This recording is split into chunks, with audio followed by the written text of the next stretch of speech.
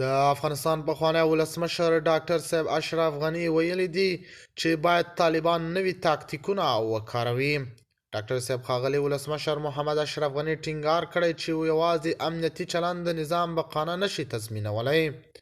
اشرف غني ویلي چې طالبان باید د ولس غږ هم واوري. هغه همدارنګه خبرداری ورکړی چې که بدلون را نشي نو افغانستان به لا زیات منځول شي. د تان ټي وي چینل درنو لیدونکو سلام، ستړي مشئ، وخت مو په خیر. په سر کې یادونه کوم که تان ټي وي چینل مو نوي سبسکرایب کړئ په درنښت سره تان ټي وي چینل سبسکرایب کړئ.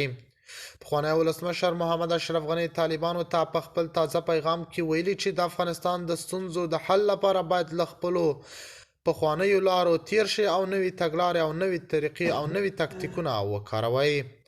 اشرف غني ویلي چې افغانستان له جګړو، انزوا او اقتصادي فشارونو سخت زیانمن شوی دی او نور د زور محدودیتونه او تر ټولو سیاستونه دوام د هیواد په ګټه نه دي.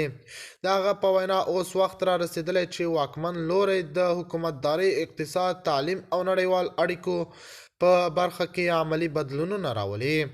نوموړي ټینګار کړی چې یوازې امنیتي چلند د نظام بقا نشي تضمینولی، بلکې د خلکو رضایت، ټول شموله سیاست او د نړۍ سره مثبت تعامل اړین دی.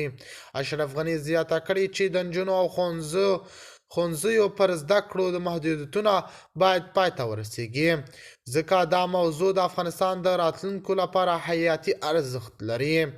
اشرف غني ویلي چې طالبان باید د ولس غږ واوري او له نورې زمانې سره سم سیاست وکړي.